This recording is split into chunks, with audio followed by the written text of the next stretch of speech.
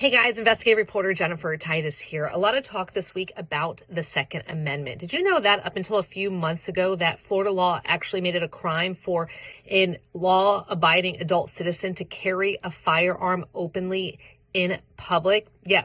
So it all changed a few months ago, all because of this man's case. This is Stan McDaniels. And a few years ago, he stood on the steps of a courthouse with a gun, and he wanted to stand up for the Second Amendment. He thought then that the law was against his constitutional rights, the law that was Florida's law. And so he stood there, cops came up to him, they removed his gun. A few days later, he turned himself in after he realized that there was a warrant out for his arrest. Well, it took 3 years, and an appeals court did come back and agree with him, declared the law unconstitutional, vacated his conviction, and reversed his sentence. Changing the Florida law is super important because our Constitution means something, and it's my duty to, fight for our Constitution, just as our Constitution says. Ironically enough, when the ruling came down, McDaniels was back behind bars, this time for violating an injunction involving his ex-wife. When I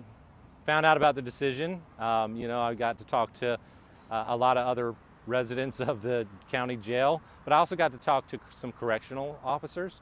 And, it's kind of a mixed bag of people who appreciate what I've done, some even calling me a hero. Again, though, it still allows businesses to set their own rules about whether to allow guns to be carried openly on their property. Guns are still banned from a number of places, though, including courthouses, government meetings, and schools.